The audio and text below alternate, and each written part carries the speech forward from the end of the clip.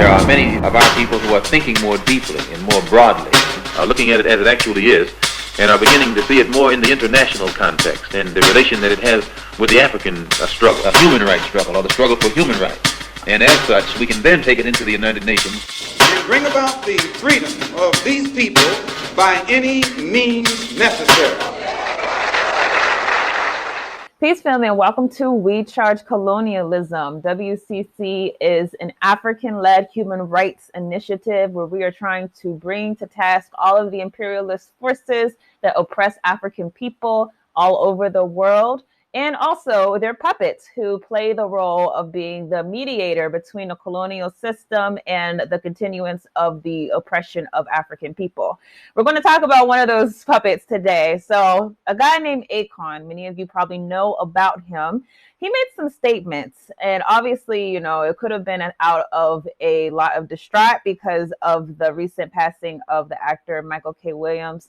And he made this statement, though, that I think has a lot of wide implications for how people perceive it or whether or not people think that it is true. So let's play this video and let's discuss what Akon has said about how rich people have it worse than poor people. Just reach out and check on each other, man, because we never really know what we're going through.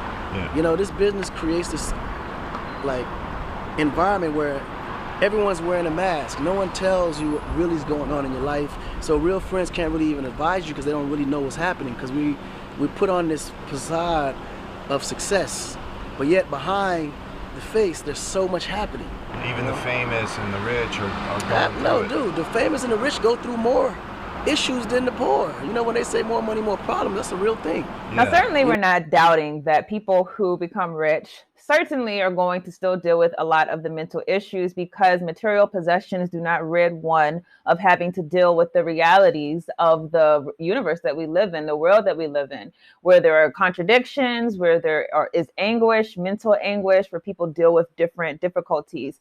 We all know that materials and riches are never going to help us escape from a lot of the difficulties of the world that we live in. But at the same time, it's very dangerous for us to accept this narrative. I know it's a popular song, more money, more problems, but the fact is that less money, the problems are only going to be worsened.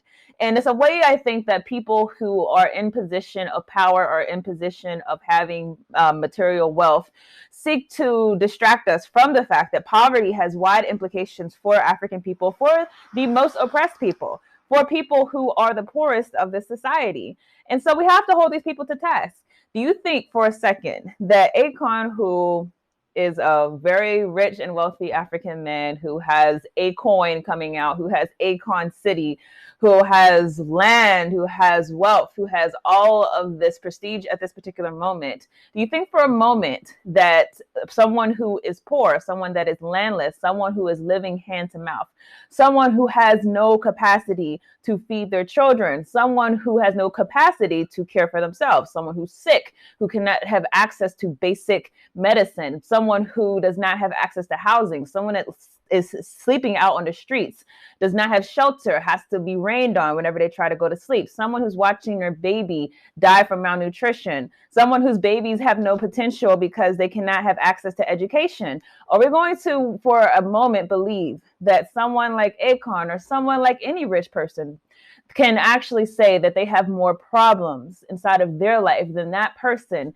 who does not have access to basic human necessities? This is one of the many, many, many lies that the capitalist system has propagated. And we have many African people who are dispossessed singing along to these songs or saying these sayings, not knowing that this is a deliberate attempt to make you think that you being inside of the position that you are in does not necessitate revolution, and that for some reason, the people who are oppressing you deserve sympathy for that oppression. Now, of course, Michael K. Williams was not such a person. I think he was a person that was actually a very good person. And from what I've seen of him, he's someone who will be very missed because he was very much apathetic to a lot of the struggles of people.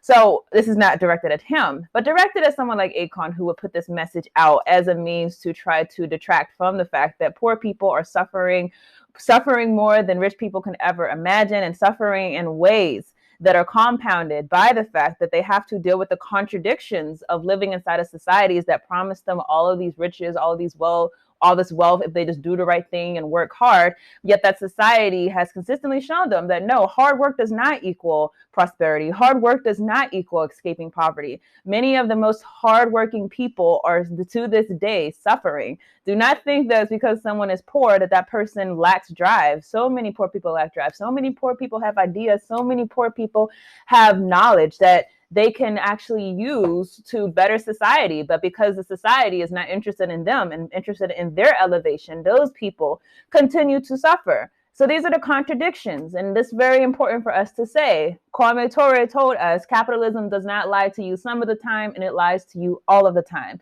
So when capitalism decided to speak through Akon and tell you that rich people have worse problems than poor people, let's condemn these statements. Let's understand these statements are used as a way to detract from the fact that we need revolution to overthrow the rich, overthrow the white supremacist structure. Let's not allow us to become pawns inside of this game where we'll say things that go completely contrary to reality and go completely contrary to truth.